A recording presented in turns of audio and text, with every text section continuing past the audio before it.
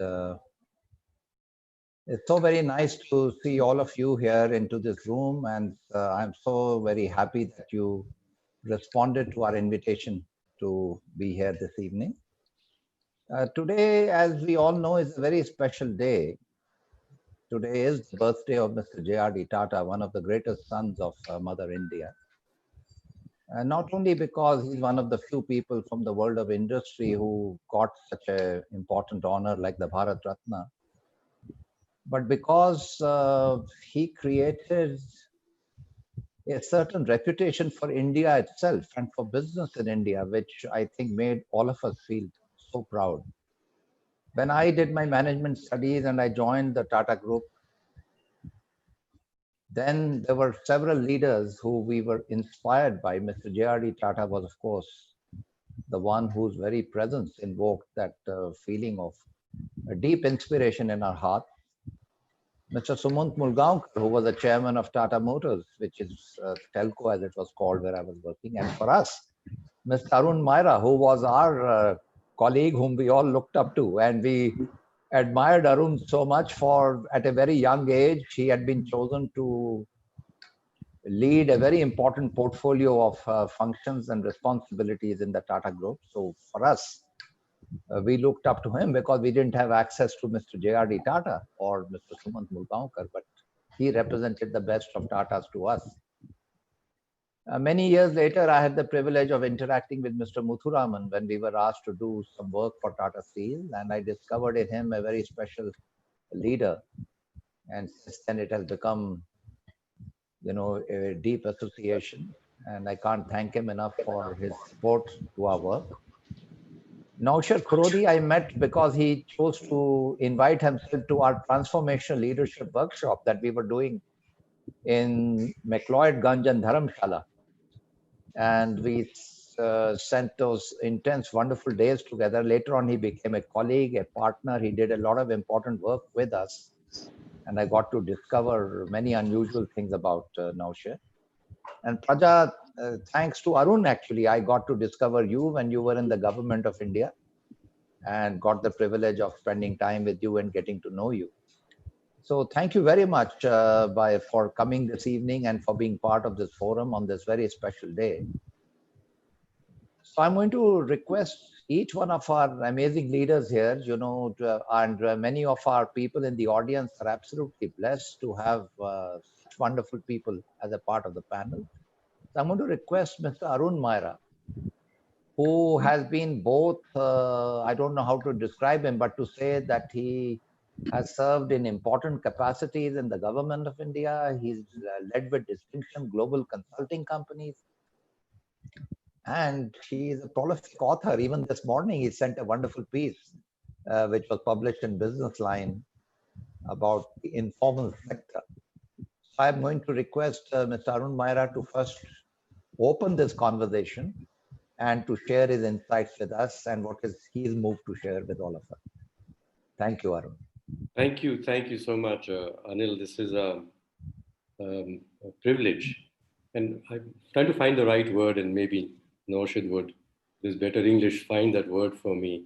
When you come to pay reverence to someone that you have loved, is it a privilege to be asked, or is it a gift? And you've given a gift to me on this occasion. You asked me to share a thought or two thoughts about my learnings from Mr. Jrd Tata. I've got hundreds, but so I'll just start with maybe one or at the most two, as if one flows into another. And then let's hear, others have known him very deeply also. Mr. Muthuraman, Nawshir, who's senior to me in the Tatas, must have known him even more closely than myself. This is an incident. When I was asked by Mr. Mulgaonkar to, whose executive assistant I was, both in Tata Steel and then at the same time also with the telco, to help him think about the design of the new enterprise that he, Mr. Mulgaonkar, had the ambition to create in Pune, Pimpri-Chinchwad, an enterprise that he said would make the world proud of India. we Indians would feel proud of ourselves, and the world would say that business can create such a lovely enterprise. We can have trust in business. So this was his description of it. And joining the TAS, which was about leadership to create a world which Mr. J.R.D. Tata wanted, in which business acts for the benefit of the country and for all the people in the country, and not just for its own shareholders. So here I am, um, given this job, and Mr. J.R.D. Tata knew, of course, because Mr. Mulgaonkar actually snatched me and said, "Don't waste your time with Mr. Tata. Come and do some real work." So that's how he said, "Do this," and then he shoved me off to Pune.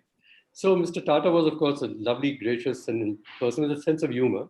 So when I got this, he just called me and he said, "Myra, do you know where Edmonton is?" So I vaguely said, I think I know it's in Canada. That much I knew.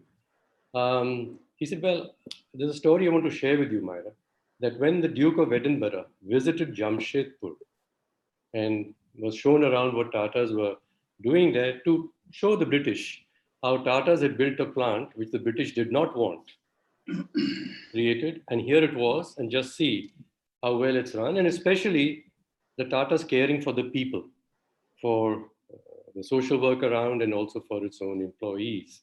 When the Duke of Edinburgh reached Calcutta, it was a private visit, so to Jamshedpur. When he was in Calcutta, the media then caught him and said, "What are the impressions of your visits in India?" And very curious about what he felt about Tatas and Jamshedpur.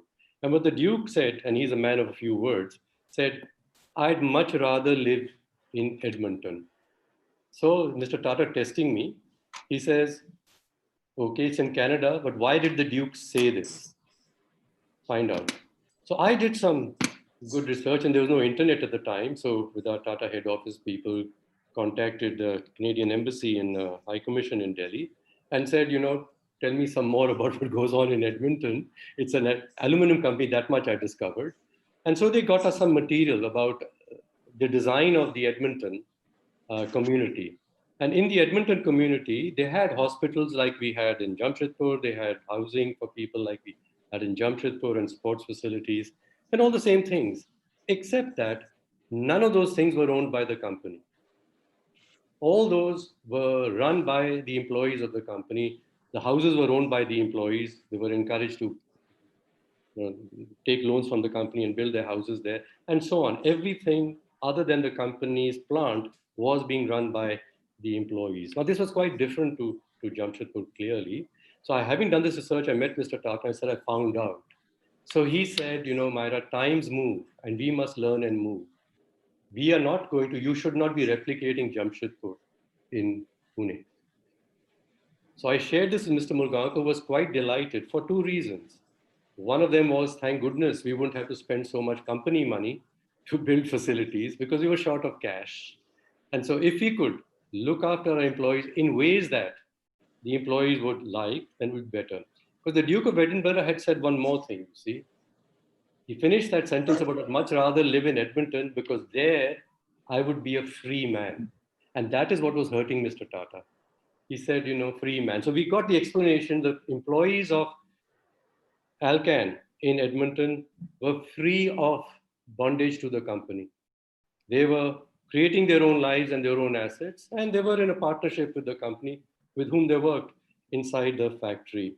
So Mulgaonkar also liked this because he was always about, in the spirit of everyone should stand on their own, learn on their own, move on their own, and so on.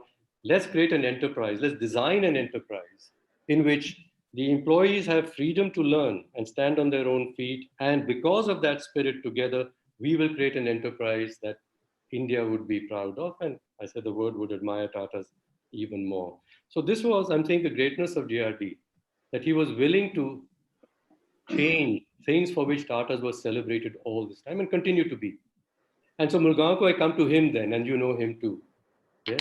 They were great buddies, Mulgaonkar and Sumant. Oh, by the way, I have here a fantastic little booklet which has got the tributes to Mr. Mulgaonkar after he died. And in that, there's a gorgeous picture. I want to show it to you of two friends. Can you see it?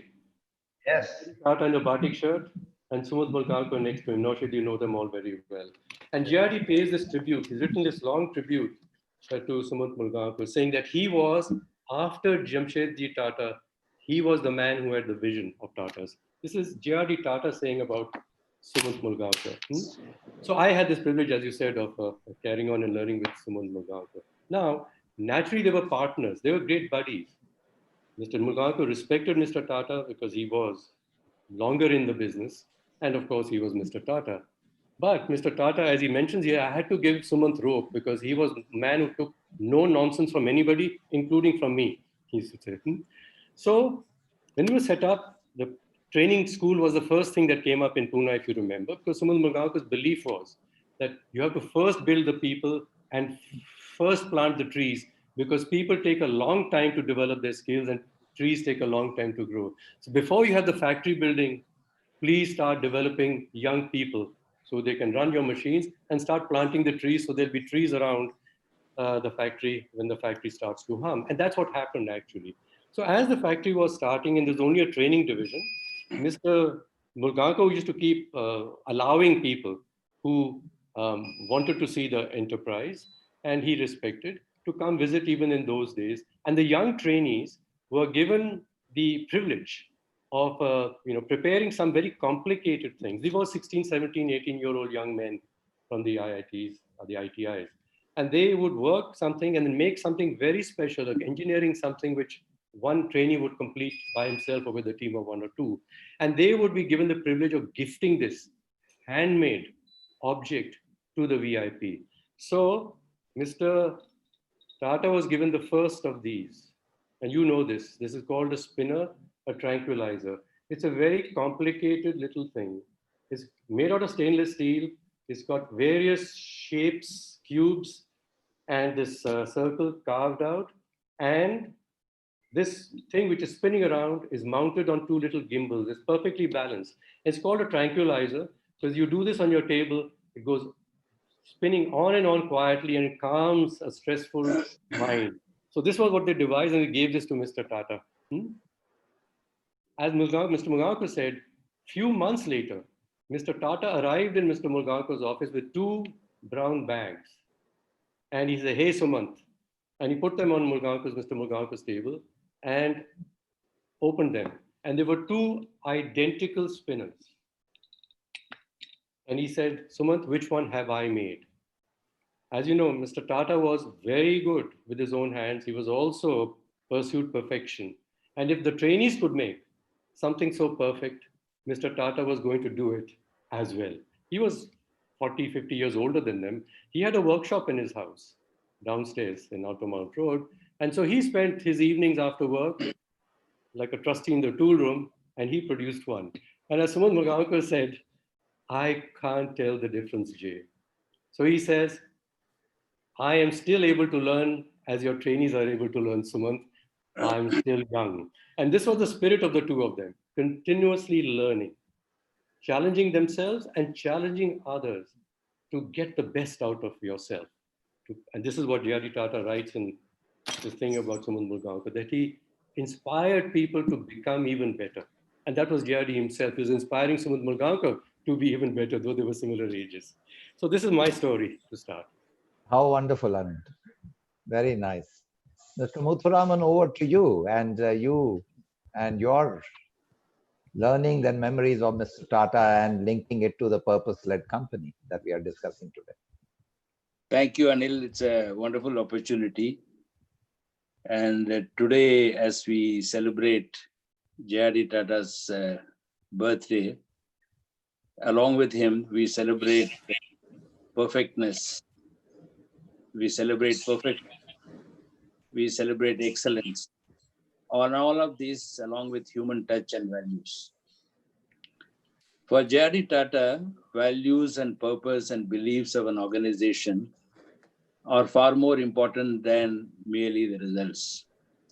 In fact, once a journalist asked him a question saying, Mr. Tata, the Tata Group has not grown in the last 30, 40 years as much as some of the other groups have done. Mr. Tata said, yes, If we were, and I'm going to quote him, if we were like the other groups, we would be twice as big as they are today. What we have sacrificed is 100% growth, but we would not want it any other way. We would not want it any other way. That's what Mr. J.R.D. Tata said. He is a beacon of values, value systems, corporate social responsibility, many other things. But I always believe that a person's value system need to outlive his own life on earth. Then he has done a grand job. Do his followers follow his value systems? Do his followers pursue the business of excellence as much as he wanted to do? So what I'm going to do is I'm going to give two examples from Tata Steel, well after Mr. J.R.D's time, to show to you or to put it in your mind whether Tata Steel imbibed those value systems that Mr. J.R.D. Tata so carefully nurtured over many years of his stewardship of Tata Group of companies. The first example happened sometime in the year 2005. I happened to be the CEO of Tata Steel in Jamshedpur. So one afternoon, I got a call from a very senior minister in New Delhi in the central government. And he told me that, Mr. Muthuraman, as you know, the inflation is raging in this country. Now we have crossed 10% and it is going on to 11% inflation. And the government is getting a badgering from everybody, including the media and the press and so on and so forth. And we need to do something to contain inflation. And I want to ask you to reduce your steel prices substantially as quickly as possible. So I did not know what to answer. So I told the minister that I will get back to him shortly. I rang up Mr. Ratan Tata in Bombay and I repeated the conversation to him. Mr. Ratan Tata asked me to come to Bombay immediately the same evening. So I flew to Bombay and met him the next day morning. He asked me to show prices and I showed him that our prices were no higher than the imported landed duty prices and we were being fair with our customers and so on. He sat listening to me for some time and he said that we are going to Bombay today afternoon. He had already fixed up a meeting with that said minister during the course of our conversation. So we went to New Delhi the next morning. We went and met that minister.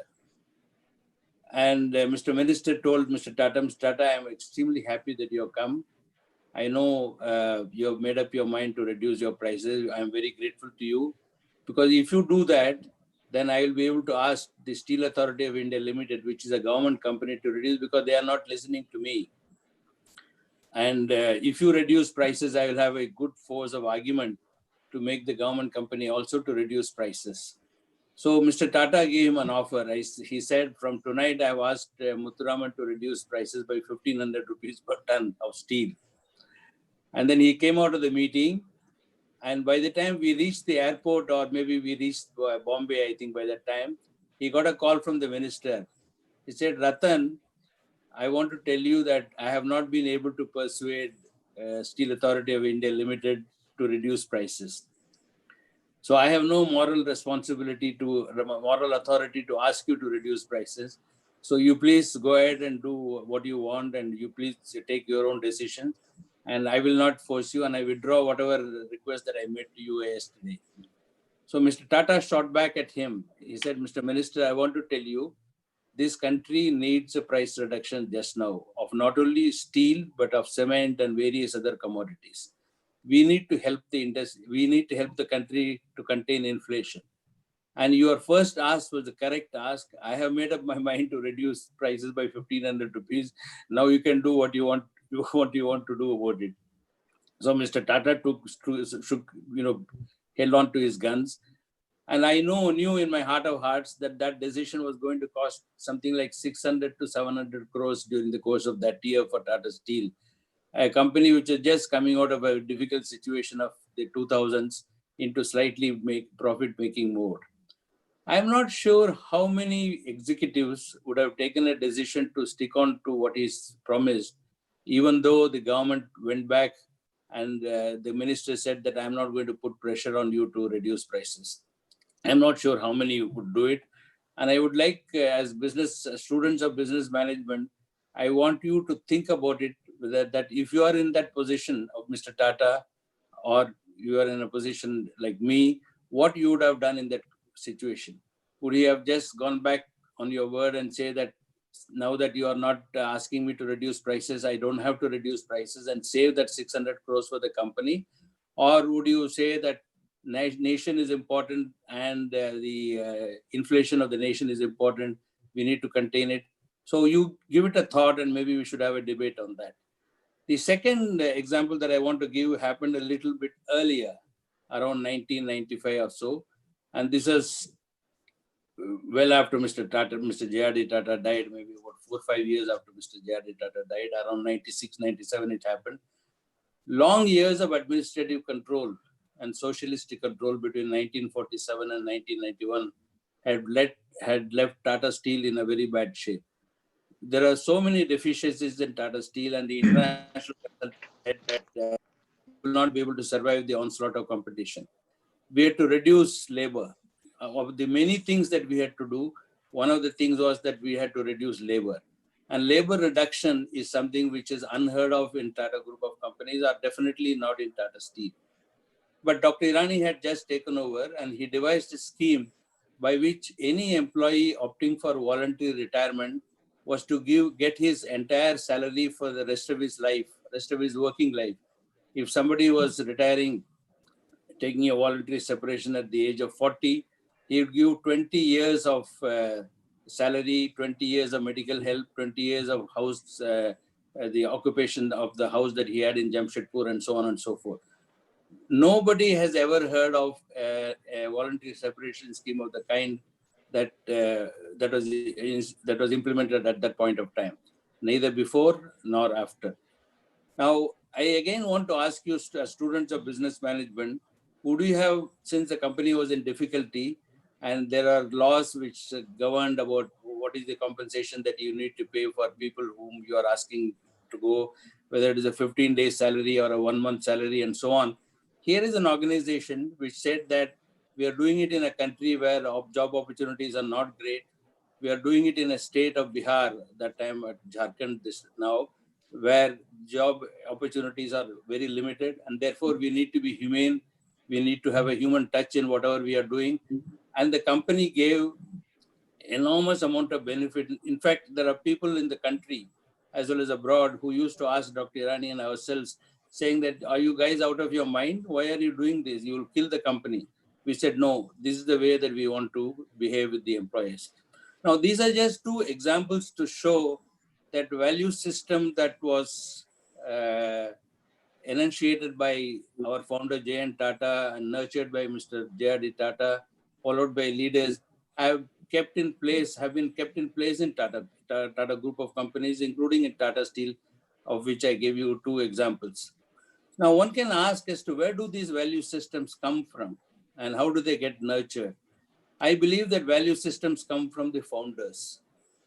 The Tata Group's founding philosophy, as enunciated by Mr. J.R.D. Tata, was that the prime, and I quote Mr. J.R.D. Tata, the prime purpose of an industrial corporation, is to improve the quality of life of society around. In order to do that prime purpose well, you must run your enterprises well and profitably so that part of the profits can go back to the society. This is the principle that he enunciated in the 19th century before, as he set up the 4 units that he started with, the steel and hotels and power and the Institute of Science. And it has kept on. So I believe that the leaders are responsible for setting values. Mr. J.R.D. Tata carried on extremely well. And I do believe that over the last 150 years, every Tata company, the reason why value systems are important for Tata company is because of the fact that is the way they have grown up. That's the way the DNA of the organization has been built. That's the way leaders like J.R.D. Tata has behaved and nurtured their subsequent leaders and so on. So I'll stop with this for any discussions later. Thank you very much, Mr. Muthuraman. And I have closely observed, because around the time you're talking about that voluntary retirement package, I was closely associated and working with Dr. Irani and you and the others. And it was quite startling for people to know that you're going to give them the salary they were earning at that time for the rest of their lives till the age of their retirement, which is something which was the very first time anybody did that. And even if they picked up that job somewhere else, they would continue to receive this salary. Something which I don't know of any other company that did that. That is remarkable. Coming to you, Nawshir, you have, you've been even longer with the Tata Group than both Mr. Muthuraman and Arun Maira, although in between, I know you had an adventure. You went outside and came back to the Tatas as well. So over to you, Nawshir. Let's hear from you now. Anil, I'm going to try and stick to the title of this webinar, Building Purpose and Value-Led Organizations.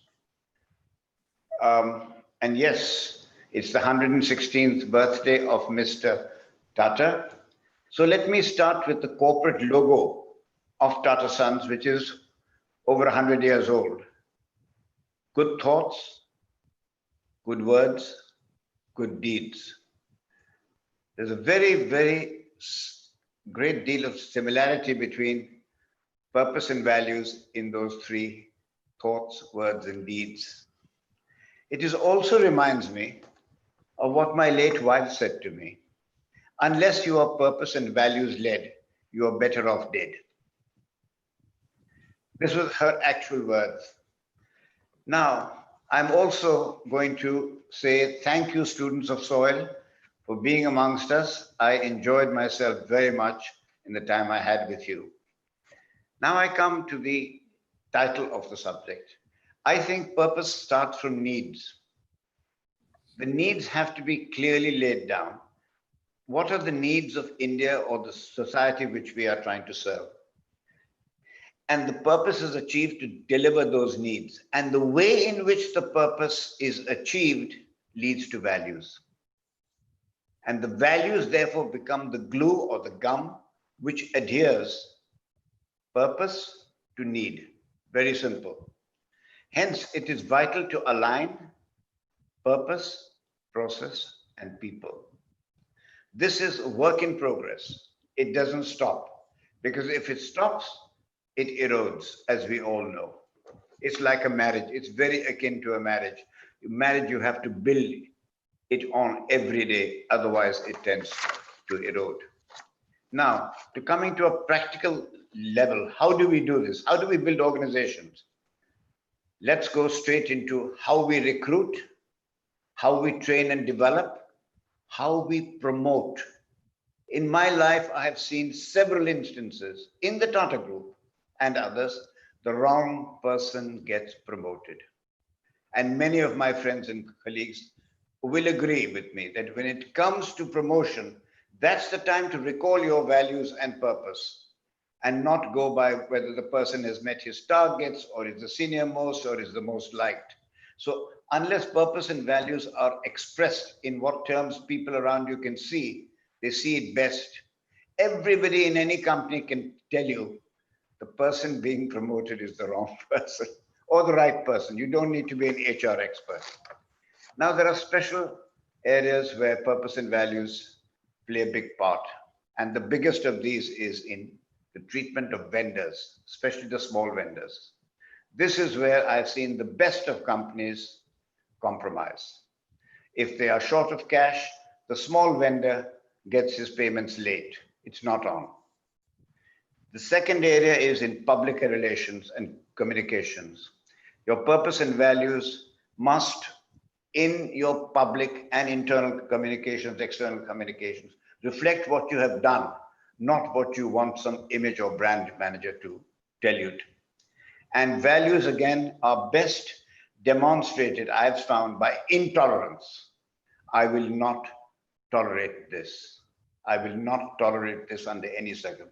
We are taught a lot about tolerance, but sorry, I think it's also essential to talk about what I will not tolerate. Let me give you a small, since I have time, a very small instance. Years ago, when I was the head of a company, I dismissed within an hour a very senior executive based on evidence which was so firm of the behavior, because of the behavior with certain women member of the staff. My board summoned me and said, he's the chief revenue earner of this company. Do you know what you've done? Couldn't you have consulted us? And I asked them, if your wife, your sister or mother were one of those people being harassed, would you confront me now? They asked me to leave the room. You have to demonstrate these things. They have to be seen and you have to be intolerant. Nonetheless, and I want to close really with this, never let values and purpose-led organizations be used as an excuse for substandard performance. It's not wrong. I've seen this also happen. Oh, sorry, we are Tatas, we are this, we are that. Sorry, it's not accepted to me. Management's job is to maximize profits ethically in the best possible way. Management is about efficiency. The board, on the other hand, tells you how to distribute profits. And there, again, values and purpose, they come in.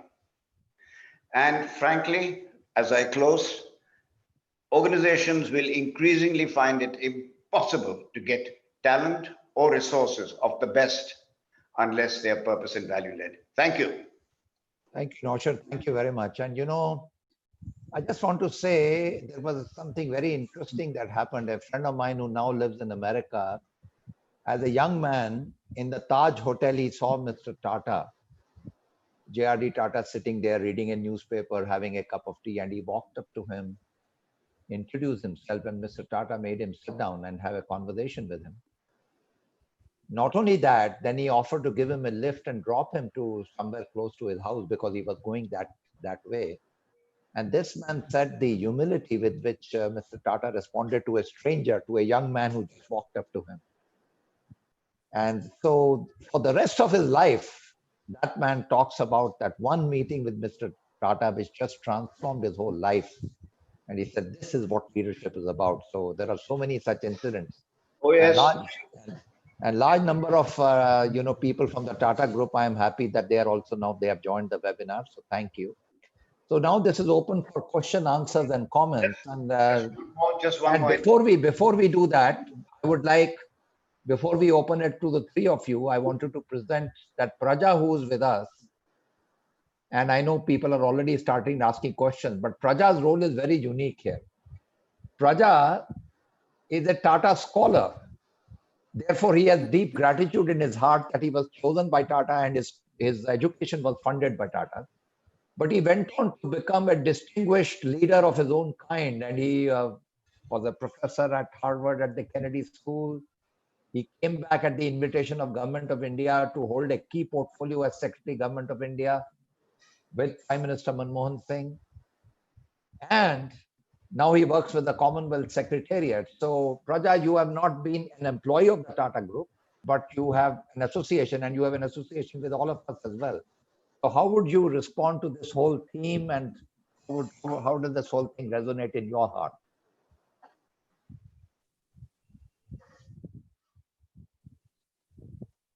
Unmute myself. Thank you very much, Anil. Thank you very much. It's wonderful just listening. I was mesmerized with all the previous speakers, and each one of them a legend in their own right. So I am grateful, and that's why I accepted without any hesitation. When you asked me, I said, it's a great honor. And, I was never paid anything in terms of salary, but I feel that I have a lifelong dedication to Mr. Tata, because everything else that I did, it's like Harvard when they say they don't pay you, but they say, well, use our name. And that's what happened. I didn't get anything, but I had the scholarship, which I was very grateful. I would not have been able to do what I was able to do. So it was the key thing. And that's an example of that Mr. Tata was thinking about these things, and the Tata sons were thinking about these things way ahead of the government and others before they got in. So I am indeed grateful, and you're absolutely right. In fact, everything that has been said, I can't add, because all of them, Mr. Maira, Mr. Khurody, and Mr. Muthuraman, know Mr. J.R.D. or knew Mr. J.R.D. personally. I didn't. He was too big an icon and too big a personality when I was a student at the London School of Economics. But all I know is that many of my colleagues, including Mr. Maira, who was senior to me at St. Stephen's, they were all crazy about Tata Administrative Service, more so than the Indian Administrative Service. It was by choice. People were, because of Mr. Tata, that he had single-handedly created that, and I think I've heard people say that it's the purpose and the values which attract people. And there were a lot of people who were who expressed that by their feet. They could have done. I don't want to put anyone on spot. Each one of them could have done anything they wanted, but they chose to be associated with Mr. Tata. And that is the power of purpose and value-led organizations, that it attracts the best of the best, and which a simple salary cannot, and simple prospects of a good career cannot. So I think with that said, again, you're right, most of my work has been, but I am fascinated by this. I have been trying to create purpose-led organizations with value. May not have succeeded, but I have tried. And I find great similarity. In fact, I will quote which Mr. Muthuraman said, and it's pretty widely known. And here is what Mr. J.R.D. Tata said, the founder of Tata Group.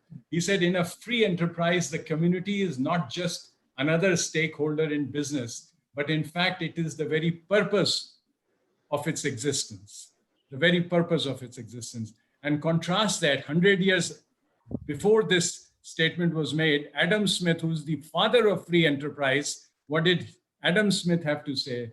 Adam Smith said that people of the same trade seldom meet together, even for merriment and diversion, but the conversation ends in a conspiracy against the public or in some contrivance to raise prices.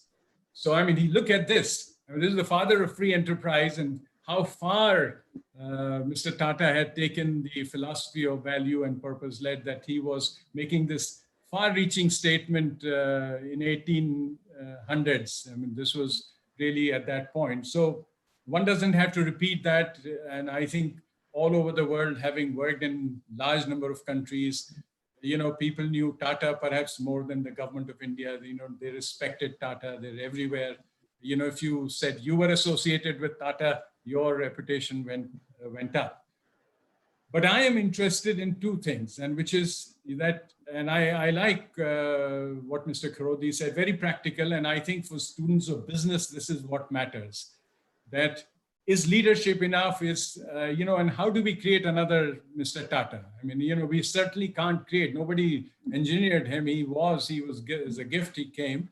Then what do we learn and how do we do? And that's the purpose of business schools. In the olden days, you would hear the stories on a dining table because you knew all these well-connected people and you would learn. But now, if in a business school, you will have to write something and operationalize this so the next generation can take the inspiration and not just say, all right, yeah, he was a big man and we'll have to just wait for another great man to just show. But how do we create great men? And how do we create, I think some of the things that Mr. Khurody was referring to, how do we operationalize? What does it really mean? In fact, I would say this is a natural thing. I mean, this may be the jargon of the day, purpose-led, value-led organization, but all great leaders have been like that. I mean, I will just take the story of Pandit Nehru, which is my favorite story. The story goes, and it's a true story by, I forget, the chief engineer of Bhakra Nangal Dam, that he goes on to visit several dams, all these multi-purpose projects. And he says that, look, I notice a difference, that in this project, the workers who are carrying the earth on their head have a clip. They're walking with a certain amount of, energy and clip. Whereas in the other place, I noticed they didn't have that clip. What's the difference? And then the chief engineer explained that the difference is here, the chief engineer has told them that your job is not to carry the earth, but you are involved in nation building. And there the chief engineer had said, look, take the earth from point A to point B. And that's why they didn't. And here they were connected to a larger purpose. They were thinking that, this is going to bring water and electricity to my next generation. They will not have to do what I am doing. And so that he had the clip. He was doing it for the generation. But the way you connect, so there's no doubt about it, great leaders always do this thing. But how do we really make it happen? And I think we need to, and during discussion, perhaps this could be raised. I am a very big believer that, and you know that, and this is not me. I mean, the great management thinkers have said that 80% of all the good things that happened are because of systems and 20% because of people. And within that 20%, it's 80% is leadership. And so leadership plays a great role in this thing, but it's the job of the leaders to create systems. And I think we need to have this conversation that when you have this great leader, how do we really create those systems which reflect what Mr. J.R.D. Tata used to think, his philosophy, what is it that we do? And how do we then finally, and I will not take too long, and perhaps during question answer, we can elaborate on this thing.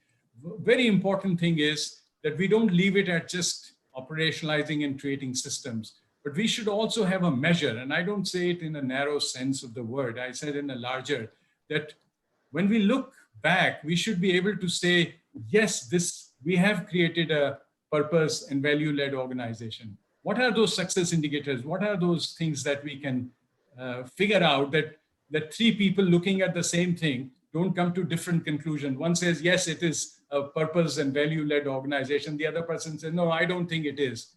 I mean, how do we, I mean, then there will be, then we are not making progress, and it's just a conversation in the drawing room and a living room. We are just talking, but we must narrow this down, and we must say that, look, if three people were to meet and look at an organization, they'll come to the same conclusion, a value purpose-led organization. If it does A, B, C, or this is how we come to that conclusion, then people can aspire to create those organizations. And that should be the purpose of our endeavor moving forward, that how do we replicate this thing? While we celebrate, it is terribly important. As I said, I owe my life's journey to J.R.D. Tata. There's been never a greater person, but we must, in his memory, and because as a testament to his great work, try to create systems and replicate so that there are many more J.R.D. Tatas, many more Tata sons, and we can proudly say that India is the country which also creates Tata sons, not just one Tata sons. Thank you very much. Thank you, Praja. Thank you very much for your sharing.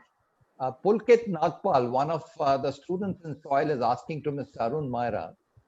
He said he was recently reading an article where Mr. Ratan Tata questioned companies laying off employees during this pandemic. So the question to you is, how has Tata Group been able to carry forward the goodwill to do this right thing, even though many Tata companies don't have that much of cash because of their market difficulties, but still, this is not something that they have responded with laying off people and doing things like that. So in this intense competitive environment, how are the Tatas able to continue with this kind of practice and test of their values? Anil, thank you. And I want to link it to something that Nawshir said and then Praja has said.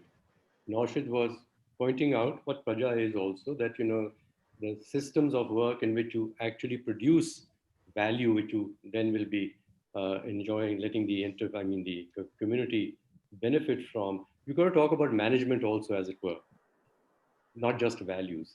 Okay. Secondly, this is a school of inspired leadership. So I want to take this point.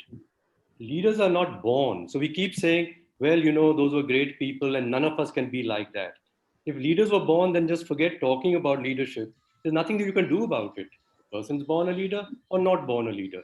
So the school has no role to play. The school has no role to play in developing leaders by that definition. So let's get off it. Leaders become. And this was something that I learned about the Tata Administrative Service, which has been referred to. That the Tata Administrative Service, though it's called the Administrative Service, was not about developing managers and administrators like the Indian Administrative Service. And this is what attracted me. I was going to join the IFS or IF, I could have. But what was here that you will become something which you are not now. It'll be a lifelong learning journey. And this is what you are going to be provided opportunities for. Okay? You will learn to lead. We can't teach you to lead. And leadership is always about dilemmas. My values versus performance. And in business schools, we try to teach it through case studies. And even in the case studies, the conclusion generally is how the results went up, the measurable results went up. that you somehow went over that dilemma and yet you were able to produce the shareholder results. And you always measure whether a company has good leaders by did the shareholder price go up over 30 years or not. If that's the only measure about leadership, then you are saying, well, what about the Tata philosophy? That sometime my profit will not be as much as others, my group will not be large, but I'll be serving that purpose true to my values. So here we are, and I'm saying so, that therefore in the TAS, and Sumant Murgaonkar was along with, and even further, because he was creating an enterprise in his time. J.R.D's enterprises were created other than Air India, which he ran in the same way with excellence. Others were building them. And Sumant Murgaonkar had this, yes, you will learn to lead, but we must create an enterprise in which leaders learn. So the telco which you were part of, Anil, you joined as a young person, create many opportunities for people to learn to lead. And we had many more in telco in Pune than we could have had in Jamshedpur, because by that philosophy that we are not going to run everything. The hospitals, the schools in the villages are going to be run by the people there. And our people who will not be leaders, can't be promoted inside the factory, will find leadership opportunities, learning to lead in many other settings. So this is how it was a factory for producing leaders, and not just the factory, but the whole environment around itself. So please think about it. How do leaders learn? Why do they want to learn? They care about something which they feel is very important, and they realize that I don't know how to produce that result. And I'm going to figure it out. I'm going to be stumbling, but I'm going to get there like Gandhiji. My life is my experiments with truth. And I found that principle of Gandhiji so present in Murgaonkar's and Mr. Tata's expressions of what they felt the process of developing leaders is that you are going to keep making your experiments with truth. The truth is the values that you hold dear. And we were selecting, they said, into the leadership positions in Tatas and the TAS, people who they felt had these two qualities, that their ethics and values were good, and they had proven already that they were good learners in whatever they did. And so we'll put you into different settings because you never have done management before. You came in here, there were no management schools at the time. Anyway, you're going to learn how to lead and manage at the same time. So that environment, and therefore I say your school of inspired leadership, the little that I know of it, this is your whole thesis. Be inspired to change the world and learn what you need to learn. And we are going to provide you situations in which you can ask the questions and you can find the answers yourself and be a lifelong learner. So it's very different from management, where it is, as Praja said, where you have metrics and then you must have the right metrics. Otherwise, the people's behavior will go towards the wrong way. But I think people with values figure out their own metrics. They answer to themselves. Thank you, Arun. And I know that you have to go, but so I'll ask a question, Mr. Muthuraman, which you and Mr. Muthuraman can say something, and then you can carry on answering, because I know this is going to be close to your heart. By the way, somebody called Ms. Advani, Goody Advani, it is her birthday today or his birthday. I don't know whether you are a male or a female, but happy birthday to you, and so nice that you share the birthday with Mr. Tata.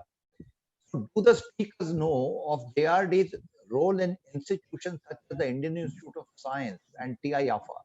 And how many such institutions has Tata created and given away to the nation? Can you throw some light on it? Arun, a quick comment, because I know you have to leave. So you can make a quick comment, and then Mr. Muthuraman, I know he has a lot of fond conversations about Indian Institute of Science, particularly. Let him say that. I just know that I had the privilege with Mr. Tata also when he was conceiving, along with Mr. Murgaonkar and Lee Kuan Yew in Singapore, the creation of institutions in another setting. And they were asked, these two persons, A, because of values, and in Singapore it was a communist state, that the people must benefit from whatever happens. And they could not attract. And they did find the American companies coming in there, like GE, were so brutal. They wanted the government to provide them all the facilities so that they could make money, reduce taxes on us, make money. And he asked Mr. Tata and Mr. Murgaonkar, please come here, create an enterprise in which young people will learn. We need to produce skills. And so someone had asked this question about not letting go of people in these COVID times. The Tata philosophy was that people learn, and the people are the only assets that a company has, which are learning assets. They can improve their ability. They're appreciating assets. This is the Tata philosophy. Otherwise, all other management puts workers also like other costs. And when your times are hard, let them go and manage your costs. And that's very smart, isn't it? Yeah. And when you need them, try and get them. But then when you try and get them, they don't know what you want to do. So who's going to invest in the building of skills in the country? Don't expect the government to do it. You have the place where people can learn on the job. You must keep them on the job, even in hard times. So when you talk about this justification of why Tatas don't let go people, it is also, I'm saying, self-interested. They do know that the asset that is going to keep Tatas growing and enduring is the people. And they must keep investing in the people. And people appreciate it when they're not let go, as Mr. Muthuraman will say, that you didn't let me go at that time. And I continue to learn. And now that you are in difficulty, I'm here with you and we are together. So I just have to go after this. Huh? Yeah, thank you. Mr. Muthuraman, over to you. Yeah, the institution that I remember J.R.D. Tata helped to create is this National Institute of Advanced Studies, NIAS, which today functions in the Institute of Science campus in Bangalore. This place, National Institute of Advanced Studies, Mr. Tata had an idea many years ago, probably in the early 60s or so, some 30, 40 years before it actually got conceived and implemented. He said, India is not able to produce good leaders. And many of our Indian managers and executives are single, one-sided personalities. They are mostly left-brained, without any appreciation of the softer sides of man management and many other skills that are required to become good leaders. So he created this National Institute of Advanced Studies, and the first session was held in Pune, in TMTC Pune, and I happened to be in the first batch of students. It was a 6-week program, and the subjects were philosophy, interpretation of history, music, Western interpretation of Western classical music and Indian classical music, some bit of yoga, many of the things which will tickle your right part of the brain and balance your functional knowledge that you have learned so well in the colleges and schools. So leadership development is a two-dimensional process. One is a functional knowledge, and one is a knowledge to use that function well, and which is what you are attempting to do in Soil, which I believe is the essence of a. In fact, I want to actually even change the name of the course from business management to leadership development. Leadership development takes place from that perspective. So J.R.D. Tata was actually the first person in India way back in the 60s. He went to successive prime ministers, and which he did not get sort of result. And finally, when Rajiv Gandhi became the Prime Minister of India, I think he supported this venture, and between the Government of India and Tata Group, with a 50-50 partnership, this institute was set up, National Institute of Advanced Studies, which is still today exists. So this is one of the institutions. In fact, in many ways, J.R.D. was instrumental in rethinking leadership pattern for Indian industry.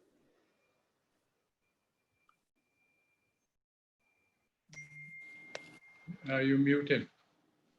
Nawshir, maybe you can answer the next one, and maybe Praja can chip in. Rajendra Kumar Makhijani, who's a Sir Dorab Data Merit Scholar too, first at the age of 17. And 2017, he came back from Singapore to India to be the founding country director of Tata Center for Development at the University of Chicago Center in India. He says, as the founder of his boutique now, he is experimenting with a new way of creating purpose-led companies. And rather than producing the purpose, he's asking employees to find theirs in it. So he's saying, could we turn it around its head? Could we ask employees to discover their own purpose and find it? So he's asking that question. And he says he's trying to help a large number of individuals to discover their own deep purpose in life.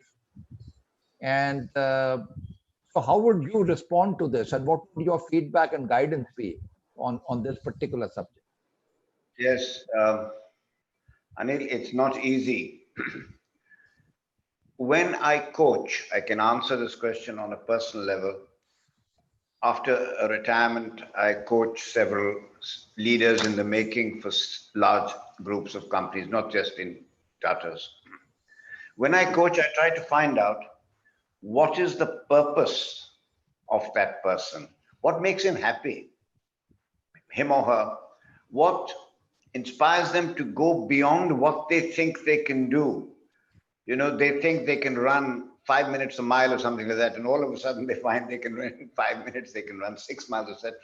So discovering the purpose in people is complex, and I don't know how you can do it in a group like this, except through. I really can't answer that. How will you do it in a group? It's very much one-to-one, because when people are in groups, they tend to come out with, nice phrases. Our purpose is to be good, to be kind, to be this, to be that. But basically, their purpose should be, I want to make a difference. The message I have sent to you earlier for your students of soil is, can you please make a difference? And please define that how, why, and when. And I think that is the best way to express purpose. But it's not easy to get it out of a whole group. He'll have to have smaller interactions. Sure. And Praja, you have been teaching at the Harvard Kennedy School, and I assume that's right. Yeah, but I assume a lot of people come there. Yes. Correct. And the fact is that, you can't, for an organization, it's like a ship. There has to be a common purpose also. Everybody cannot have their own purpose. It must be completely aligned to the main purpose. You can't say, I'm going to, then you'll derail it. But within that, you find your niche. I mean, I could not say I'm not going to teach economics and I'll just do whatever I want. I have to do what I have to do. But within that, I can figure out what is it that, as Mr. Khurody said, what is it that gets me alive? And I have found that purpose. I was teaching economics, and I figured that after many years that the problem was not economic ideas or economic policies or even economic theories. The problem was people were not implementing those things. So what was my point as an economist, just coming up with new theories and new papers, and I was publishing, and everybody knew. They were watching CNN, they were reading the same economist I was reading. It wasn't lack of ideas. In fact, when I was in Government of India, one of my ideas to the Cabinet Secretary was that for 2 years, we should ban any new idea, because we have such a backlog of unimplemented ideas which has not been implemented. And we love to generate ideas, something new, because it can't be, for God's sake, a building is built on something very solid, and it need not be always something avant-garde. I mean, there are certain things which have to be done. And therefore, while new ideas and new ways of thinking are great, but I think that's why I found my purpose in making sure that the governments are effective, so that my economic policy, my training eventually reaches somewhere, and it is not just in the textbooks or papers. I think you can find within, and there is a common ground. And I think that's the best way to allow people to find what excites them in the overall mandate and the purpose of their organization. I think that is the way to do it, and that is important. Sure. Mr. Muthuraman, you may wish to answer this question of Sabrish, one of the soil students, who says that Mr. J.R.D. Tata, of course, was a visionary who always dreamt of building a new India. His family, by the way, has also been associated with the Tata company, TCS, and so on. And he's very proud of that. But he says, how should I, as a business management student, work for the betterment of the country and environment? What could he do currently to contribute to a better India and environment as a student? One way to do it is to think. The businessman or the CEO or the chairman of the company or the board of the company should think that it is all the stakeholders have to be equally satisfied. You are serving all stakeholders. So there is a stakeholder called society. It expects something. There is a stakeholder called customer. There is a stakeholder called employee. What is best for each stakeholder is something which every company needs to attempt to.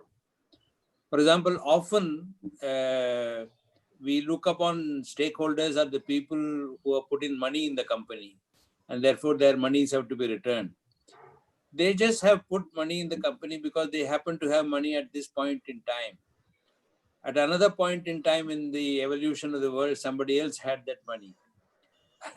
and this world is a somewhat of an unequal world. So the important thing is, can you satisfy every single stakeholder of your company in a very balanced way? For example, just that is the reason why I am not in favor of, if somebody says so many 2% of the profit should be spent on society. I'm not saying that I'm against it, but what I'm saying is I'm against that concept that you have to first make profit to be able to serve society. That's not a correct concept. So conceptually, it puts wrong ideas into your mind. The way to look at it is, you're buying raw materials, you're buying machinery, you're paying your employees, you're buying consumables. Very similar to that, you need to spend money on society. That is part of expenditure. That is part of the plan of a company, not as a result of a profit that you would make otherwise. So if business people can start thinking about satisfying all of the stakeholders, I think a better picture will emerge. Mr. Muthuraman, Sabrish is a student, and so he's saying what you are saying is going to help him a lot in his future. But he's asking currently as a student, what can he do to serve India? May I answer that, Anil? Sure, Nawshir. There are a number of NGOs and not-for-profits. Sure. Go and work with them. Yes. My daughter, I've seen the way she has grown and developed and contributed. There are NGOs doing work. I'm associated with one or two through my daughter in West Bengal, amongst the poor of the poorest, giving a basket of chickens to a lady. And 2 years later, those 2 chickens have become 50, 100. Go and work with NGOs. You meet a different class of people there. Go and work for not-for-profits, not in the urban areas, in the villages of India. That's where purpose really lies.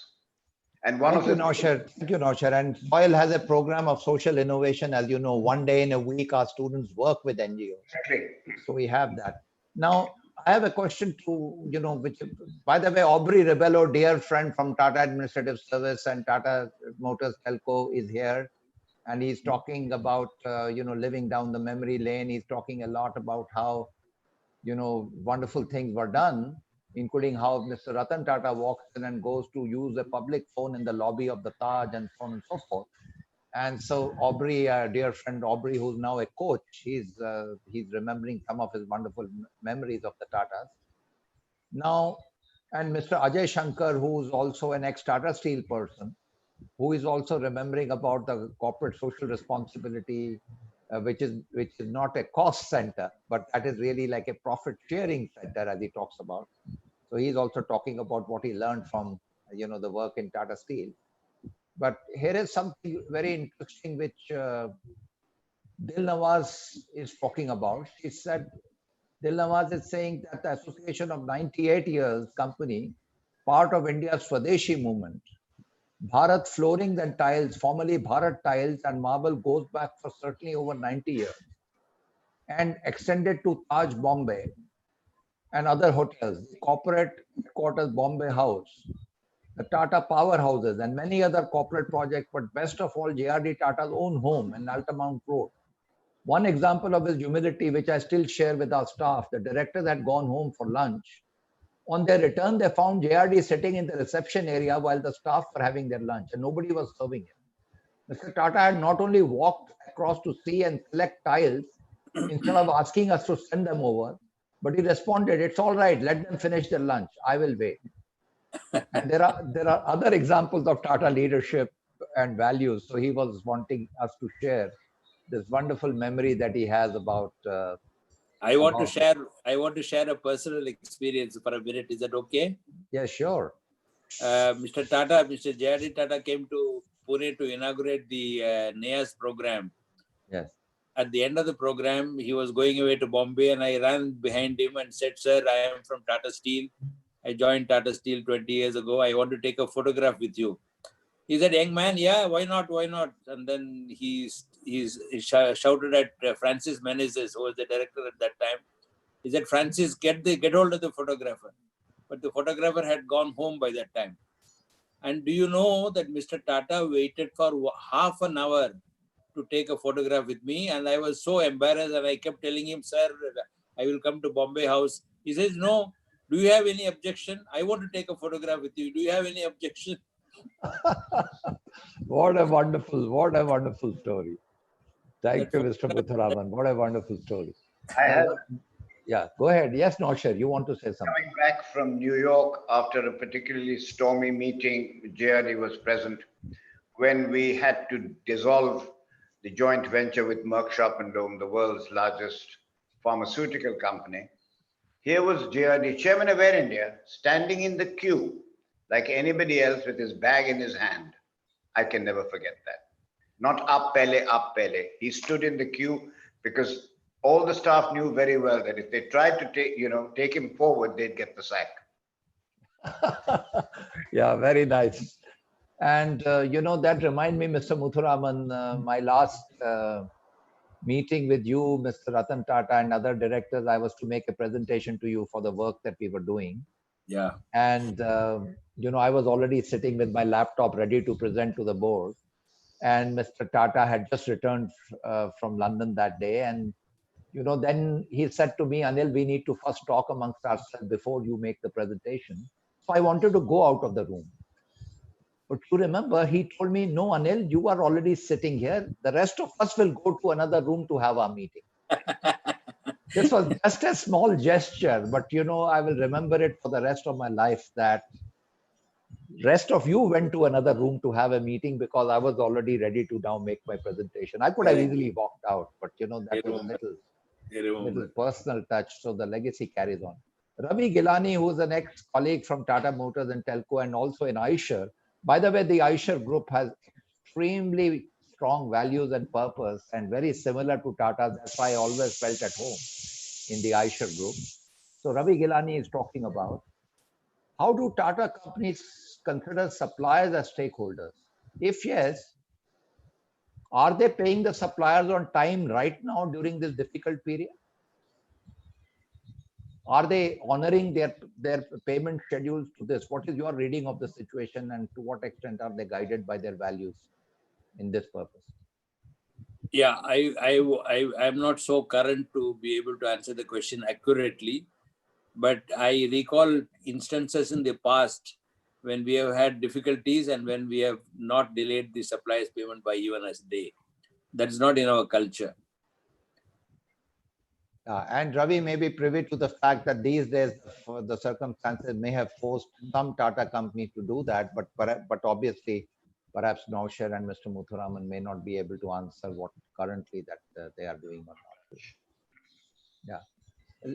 Let me ask another question to you on behalf of another young student. Okay, no, there is another person called Rashnesh Pardiwala. He's asking the tougher question. He's saying the tougher question is how does one create ethical standards and more importantly, ethical followers within a society that is rapidly eroding in terms of a value system? And what would you say to that, Praja, also from your experience in government? Because, politicians and businessmen are both not trusted by society at all. As you know, on a study done on who are the least trusted leaders in the world, politicians came number one, corporate business leaders came number two. Yeah. So in such an environment, how does one create these ethical leaders? Praja, what would be your take and the take of the others to this question?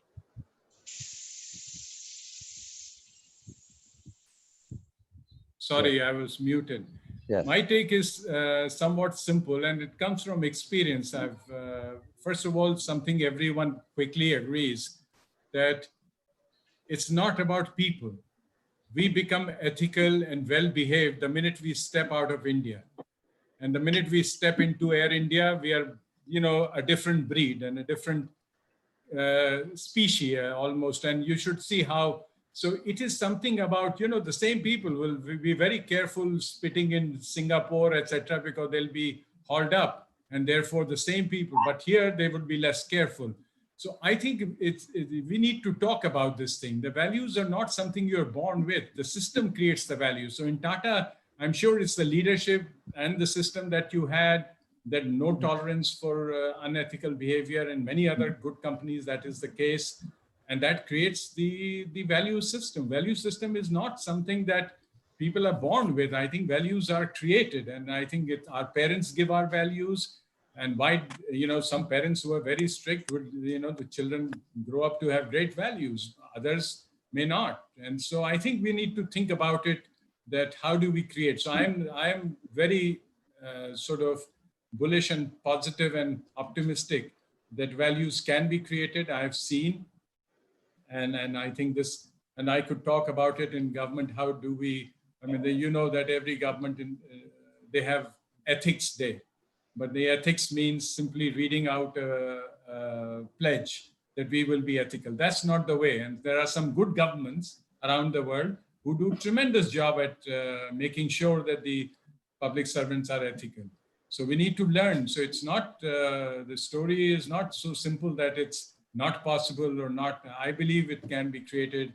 Values and systems are a result of a good system that you have, and therefore, and vice versa. Values also then feed into the system. And I think there's a virtuous cycle that starts, but someone has to start, and the leadership is the one which kicks off this process. And that's where I will stop. Thank you. Mr. Yeah. Muthuraman, Yeah. This question, along with another question from Chandrani Banerjee, that how has the purpose and values of both companies and employees changed over the years, and how do Tata still manage to sustain this edge? So this question, along with the other one, Mr. Muthuraman, you and then Nawshir may choose to answer this. Yeah. This sustaining values, sustaining beliefs, sustaining value systems, these are extremely important.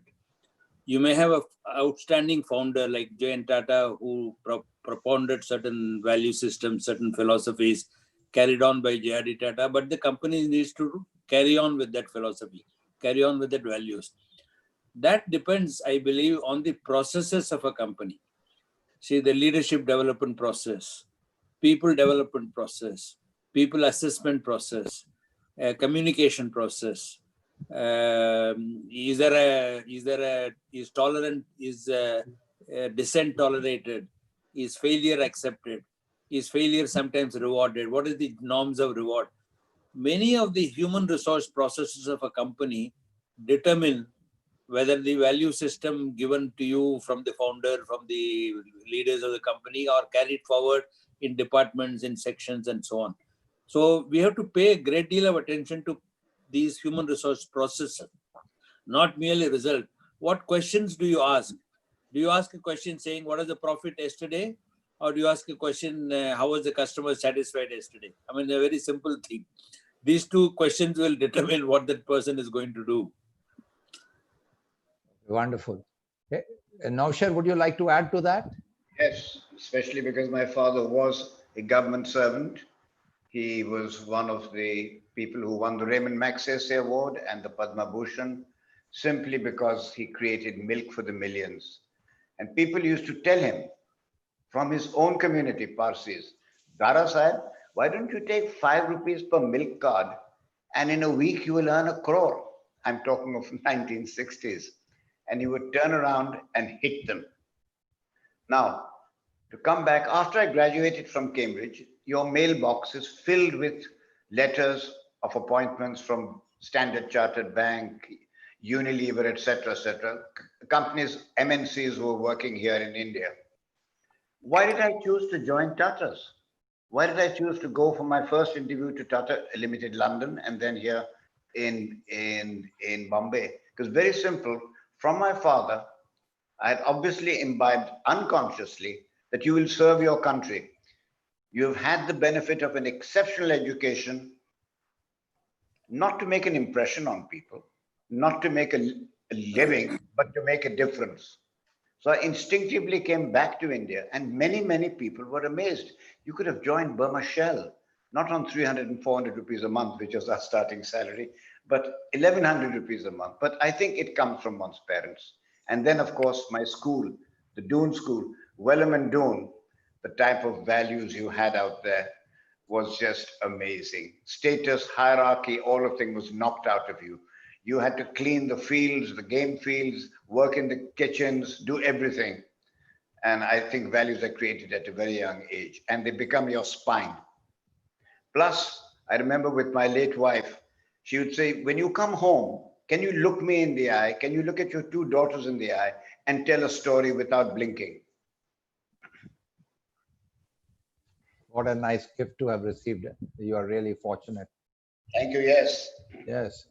Uh, Alan Burby is asking a question. How does one bring values alive in processes in a manner that feeds the reputation and brand equity? Any one of you may choose to answer that. How do you actually make Yeah, values come alive is. in processes? Yeah, Yes. Anil, it is by walking the talk. Yes. It is by walking the talk. It is by doing what you say and saying what you do. There has to be a complete transparency between what you feel, what you say, and what you do. And if organizations, people of the organization see this happen, then they will start believing in people. For example, we have in Tata Steel, we have had an excellent system for the last, I would say, 60 years. I think it was started in 1956. There is a document called the Working Together between the management and the union, where in every department you have what is called a joint departmental council, where the president of the union or where a head of the union takes leadership role in 1 year, and then the departmental head sits below him as the next level. So this has been going on for 60 years to build trust between people. When you build trust between people, when you're open, when you're transparent, these things get built.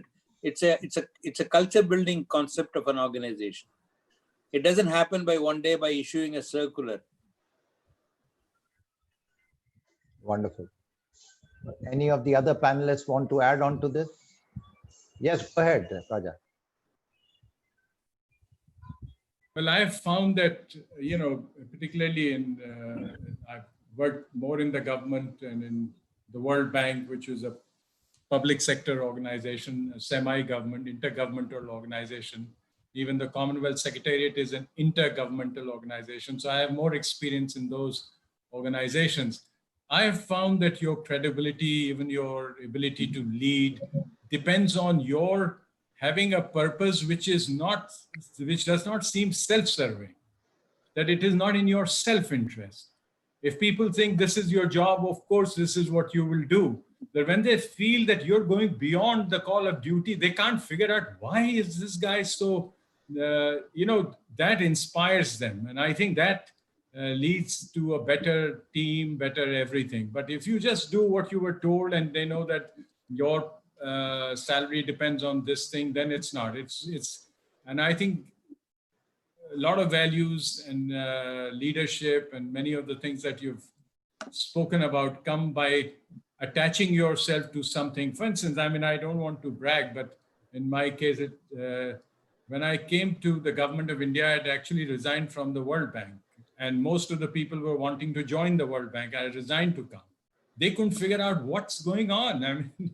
You had a decent job and you leave to come at this and take all this. And then I was crazy beyond words on what I was doing. And on top of that, why do you do this thing?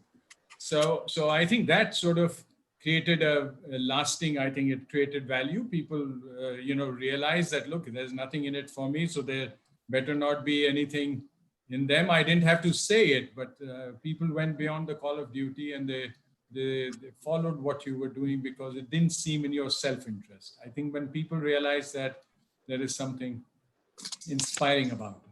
Thank you. Nawshir, before you respond, I want to read out what Dilnawaz is saying here. And I have a feeling, Dilnawaz, I may have briefly met you with Nawshir at some point, but now that you say you are Mrs. Dilnawaz Waryawaz, so thank you for giving the right information. You were amongst the first 2 MBAs from IIM Ahmedabad. You joined Voltas, not Hindustan Lever, because of the Tata values. And then you became a director of several companies. But you say your greatest satisfaction has been to work with NGOs as CEO of the World Wildlife Fund, India, and subsequently at Dr. Swaminathan's request, working on a committee for ecologically sound agriculture. And now you are 76 years old and you are working through your own trust to spread organic culture, organic kitchen gardens for nutrition by training and coordinating the work of 101 NGO partners of the Anemia Free India Forum, tackling nutrition deficiency anemia, and you have never felt happier or more energized. So you're requesting all the young MBA students to give their time and skills for a cause that is larger than their own bank balance, because your needs are far more limited than what we might think. Absolutely. And yes, for those who are parents, that is where the values are planted by example, not words. So thank you very much. And Nawshir, perhaps you can also respond about your association with Dil Nawaz and also the theme of what she's raising here. From the moment you met her, Yes. you just instinctively know you're in the presence of someone who is not just anybody. I don't know how these things happen. I'm sure it's by intuition, but she always had this sense of detachment and as if she's working for a higher purpose and is very uncomfortable with the immediate surroundings, sort of wanting to go up the steps as quickly as possible and totally selfless. I remember that extremely well about her. Lovely person. I didn't Thank realize you. she's 76. I thought she's still 26. Mr. Muthuraman, let me ask you a personal question.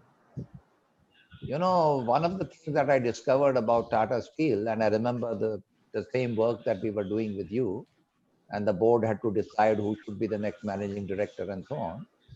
And then it was our presentation to you, which said there is more than one candidate who could be the managing director. What has enabled Tata Steel to grow this pipeline of leaders and therefore supply these leaders to other Tata companies? Because Nawshir was also associated with one of those assignments with us while working with Tata Steel. We were fascinated. Where did this come from? Anil, this is a favorite subject of mine. I personally believe that Tata Steel has a tremendous leadership development process from day one. It is unstructured. It is not written very well on a piece of paper. Nobody gives lectures on that. It's not a business school or a consultant created. It's a homegrown. A lot of things happen. I will tell you some of the things that happen which will make leadership development possible in Tata Steel. Very early young age, you are put in various committees. At any point of time in Tata Steel, I would imagine it is the case any time and even today, there will be more than probably 1,000 projects, improvement projects.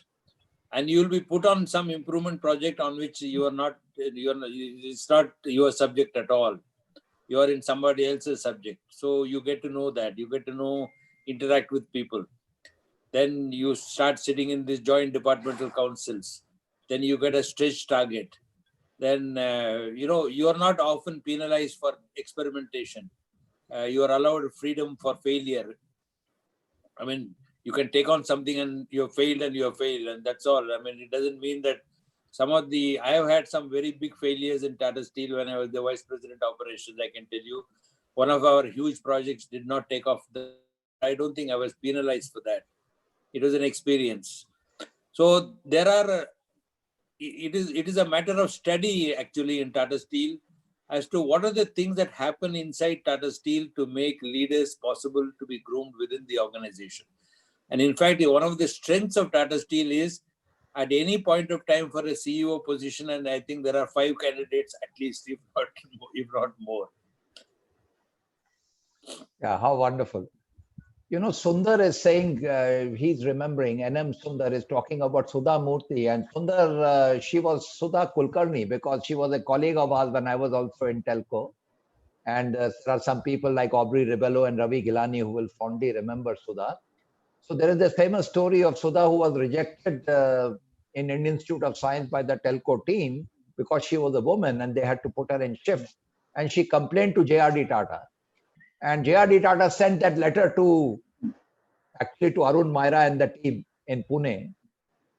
And then, of course, the whole matter was reviewed as to why would she not be given the job. And because she wanted to work in shifts, I remember Telco Pune had to apply to the factory's inspector to get special permission because women were not allowed to work in shifts.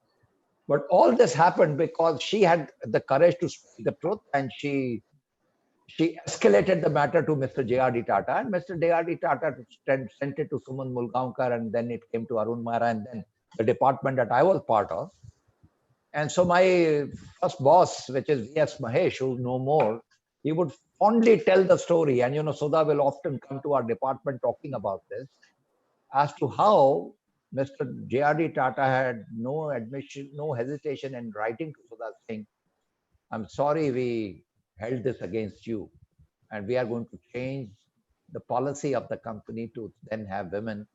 And in fact, with the government help, have women also into shifts and things like that. So I think that was creating history at that time. So thank you, Sundar, for bringing that out. And one last round of, one question is coming up from some of our young students that this sounds something very remarkable on leading a values-driven life. But what is your guidance to the young people to say when they are in dilemmas, when they get caught up between, for example, very often when they join workplaces, they find some of their own seniors are not following the right path. What should they do at that time when they are surrounded with this ethical dilemma? They notice people around them who are not doing the right thing. So how should they behave in such circumstances? No. The only way is to take a stance. The only way is to take a view of the matter. You may handle externally in a ameliorating manner with the boss and things like that, but the only way inside you that you can take a view is to take a stance one way or the other. And there is only one way. There is no other way. Thank you. Nawshir and Praja, would you like to add to that? It's a dilemma we've all faced, frankly, all of us. It's been very embarrassing at times. I remember because at times, I recall a time, I won't mention names, I'd come off the plane. I was head of international operations in Voltas. I came off the plane, my secretary was at the airport. And I said, what the heck are you doing here? Normally the company car takes me home. She said, when you see the circular in the back seat of the car, you will know why I've come. So the circular was to the effect that as the company had got huge projects in the Middle East, in Dubai, Iraq, Iran, etc., preference should be given to employ members of a certain community because the visas would be easier, would be much easier to get, which is a fact and which would have happened in any case. But for a very senior person in the Tata Group, not just in the company I worked for, to issue a circular like that was not acceptable to me. When I went home, my wife saw I was very troubled. She said, what's the matter? So I said, this is the matter. She said, go and resign. Go and quit because you will not be able to live with yourself. So which I did. I went there and quit. That's how I went to the Middle East and made tons of money working legally. But you can't take, there are certain things you just can't take. Thank you, Nawshir, for your candid response. Praja, would you like to? Yeah, I mean, I was thinking as you were asking this question that maybe I've been fortunate and maybe I've worked in the environment where I really never, frankly, felt maybe because I was teaching all my life, a lot of time where this dilemma never really happened. So maybe I was just fortunate. I was thinking very hard. I came across bad people. I came across, but never someone who put me in a spot where I felt, and I think it has also to do with, maybe they had the idea, but, I've always sort of run a race, which was hard for people to define. So, I could not be part of a team. So, but it's also the organizations I worked in. I worked in, universities, very reputable universities, etc. So I must say, I heard, but I never faced this. So I'm afraid I can't give any practical advice. I would say that you do the right thing and people will not dare to sort of even within your circle raise issues. And of course, when you're absolutely right, Mr. Muthuraman and Mr. Khurody, that if something happens, you must speak up. There is no other option. If you hear and it bothers you, you must just speak up at any cost. And this has happened to me. I mean, I speak up, but I thought I was paid to speak up as a professor. I didn't have to, it was my job to speak up. That I don't take as an issue of being malice towards anyone. But I must say, I'll reflect more and try to see if ever I was in a position that I can't think of it offhand. Okay, thank you. Big issue. I just want to conclude by not only thanking you, I just want to recall a statement told to me by my spiritual teacher, Swami Chinmayananda. He said, when you are inspired by higher purpose, you rise in love. Because you are serving higher purpose, you are the best follower of that purpose, leadership happens to you. So that is something I always remember. Find that purpose in your life and become the first servant of that purpose. You will in the process become a leader. So I just want to thank everybody for this wonderful evening. Well said. Thank you. Thank you very much. Thank you, Mr. Muthuraman. Thank you, Nawshir. Thank you, Praja. And thank you, Arun Maira. When you watch this video, we want to say how wonderful it was to have you as well. And thank you, everybody, for being here. And join us tomorrow evening when we have a conversation with Dr. Nitin Noria, Dean of Harvard Business School, and who will be introduced by his father, Mr. Keval Noria, who's been the chairman of SOIL. So look forward to welcoming you with the conversation with Dr. Nitin Noria tomorrow at the same time. Thank you very much. Thank you. Thank you very much. Thank you. Bye-bye. Thank you. Bye-bye.